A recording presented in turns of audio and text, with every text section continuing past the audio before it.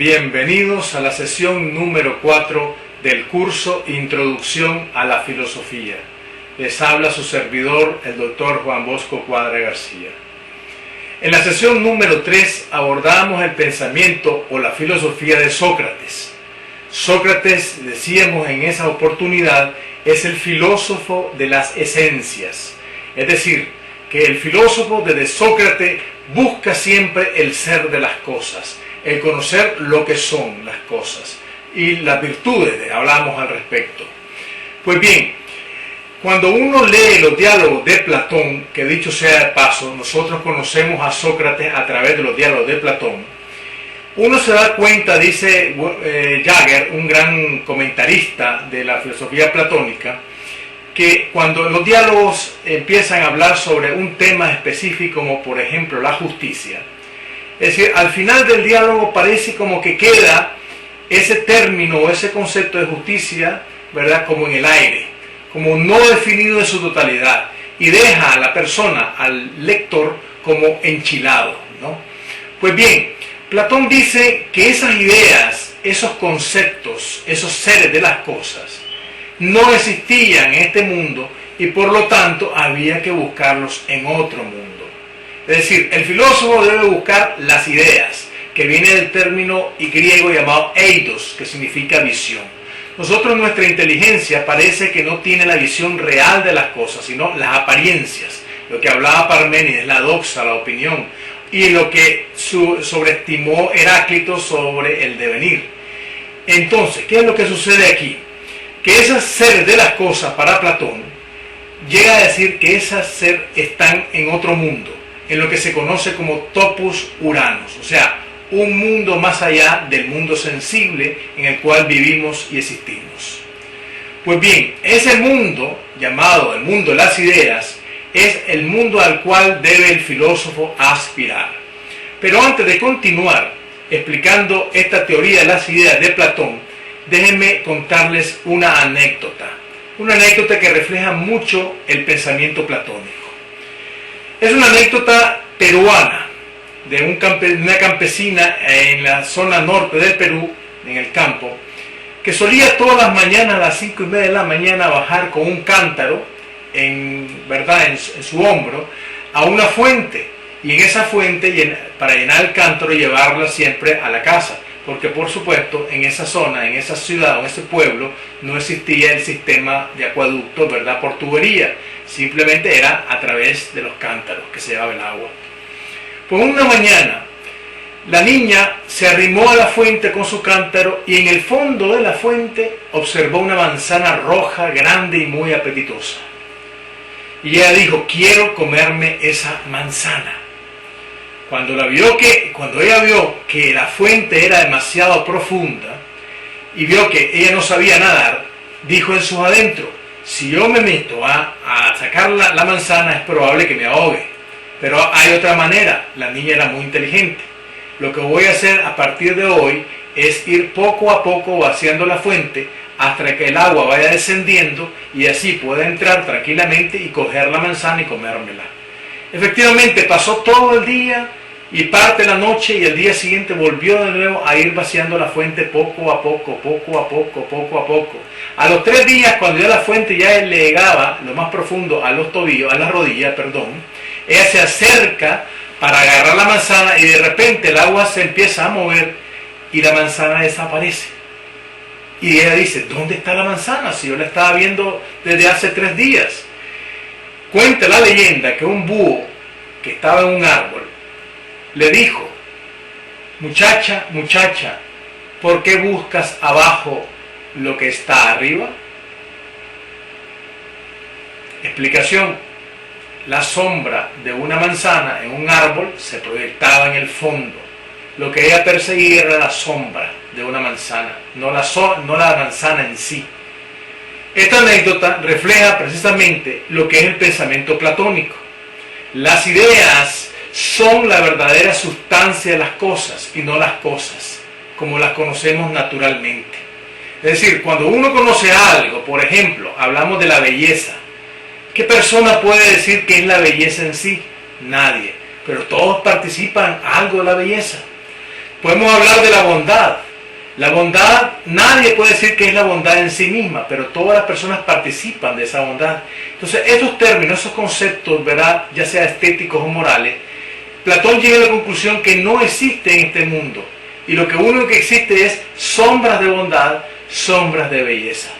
Entonces, ¿qué es lo que tiene que hacer el filósofo? El filósofo tiene que ascender a otro mundo hasta llegar a alcanzar ese conocimiento. Pero ¿cómo lo hace? Bueno, en primer lugar, Platón dice que el conocimiento, o sea, el conocer, no es más que recordar. Y el recordar es simple y sencillamente algo que uno vio en otra vida pasada. Por eso que Platón cree en la inmortalidad del alma y en la reencarnación. Que dicho sea de paso, cuando abordemos a San Agustín, vamos a explicar por qué en el cristianismo la reencarnación no puede ser aceptada por la teoría, por mejor dicho, el dogma de la resurrección. Pues bien, uno recuerda, uno empieza a conocer, empieza a recordar lo que vio en otro mundo. Y ese otro mundo, ¿verdad?, es el mundo de las ideas. ¿Quiénes son los que estuvieron en ese mundo de las ideas? Dice Platón, los filósofos. Los filósofos, cuando empiezan a filosofar, en realidad empiezan a recordar algo que vieron en una vida antecedente. Pues bien, como no sabemos quién es, ¿verdad?, el que vio y quién es el que no vio ese mundo de las ideas, pero sí quién filosofa y quién no filosofa, entonces por consiguiente podemos sacar en conclusión que la persona que filosofa es el que estuvo en ese mundo de las ideas. Pues bien, ¿cuáles son los dos medios que Platón, digamos, enseña para alcanzar ese mundo de las ideas? O los dos métodos. Uno a través de lo que él llama la dialéctica y otro que es lo que él llama, digamos, la buena vida virtuosa. Uno debe, según Platón, irse preparando en este mundo para ir a gozar del mundo de las ideas, del cielo platónico. El primer método, la dialéctica.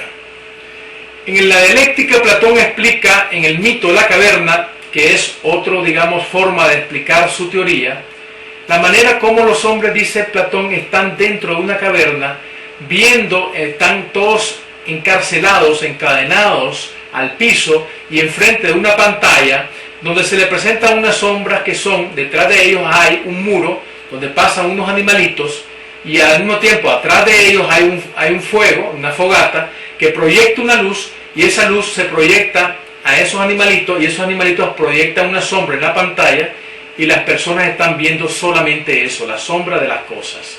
Y dice que eso es lo que representa el hombre en su estado natural. ¿Qué es lo que tiene que hacer el filósofo? Dice, cortar las cadenas, que significa los vicios, todo lo que nos ata a este mundo, salir de la cueva, ¿verdad?, y empezar a ver con los propios ojos, a través de la luz solar, la belleza de la naturaleza. O sea, entra a un espíritu de contemplación. Claro, al comienzo le cuesta, porque ha estado tanto en la oscuridad que una luz tan fuerte como la luz del sol ciega sus ojos. Es igual sucede cuando, por ejemplo, yo hago esta comparación con mis estudiantes, cuando por ejemplo a alguien se le deja estudiar muchas páginas, como es este curso que vamos a dejar asignaciones bastante largas. Tanta literatura no tenemos capacidad porque estamos tan acostumbrados a andar nuestra mente conectada con nuestros sentidos. Y no hemos todavía trabajado en lo que se llama el proceso de abstracción de la mente para aprender a pensar por sí mismo. Entonces, ese es el primer método, la dialéctica, o sea, salir de la caverna, ¿verdad?, y empezar a ver con la luz intelectual del sol inteligible, de que para Platón se llama el bien. Esa es la idea principal que ilumina la mente. Hay otra anécdota, hay otro método también que es el método o la anécdota de la auriga. La auriga es una auriga, ¿verdad?, que va con dos caballos, uno negro y uno blanco, que van dirigiendo a la vida humana. Tiene una representación que eso es lo que dirige nuestra vida, con un caballo negro y uno blanco. El caballo negro, dice Platón, representa nuestros instintos, nuestras pasiones, y el caballo blanco representa nuestros más nobles sentimientos. Dice que el auriga es el que representa la voluntad. Es decir, de nosotros depende que llevemos una vida buena, ¿verdad?, con sentimientos nobles y espirituales, o llevemos una vida mala, que obedezcamos a nuestros instintos, a nuestras pasiones y a las esclavitudes de la carne. Si el caballo negro vence al blanco, el auriga con toda la carreta se cae, se desboca y cae en lo que él llama Platón en el Tártaro, que es el infierno platónico. Pero si el caballo blanco domina al negro y lo debe estar dominando, entonces la garantía es llegar a contemplar en el mundo de las ideas el cielo platónico. Ahora bien, la vida nuestra pues consiste pues en esas dos grandes luchas entre el bien y el mal. Platón hace alusión pues a estas dos anécdotas, el mito de la caverna y el de la auriga, para describir los dos aspectos de las facultades humanas, como es la inteligencia y la voluntad. La inteligencia que decide recibir la luz intelectual para conocer la verdad, y la voluntad que decide seguir los buenos sentimientos. Pues bien, como el tiempo nos apremia, esta concepción de Platón, ¿verdad?, va a darle mucho, digamos, mucho cuestionamiento al otro pensador griego llamado Aristóteles.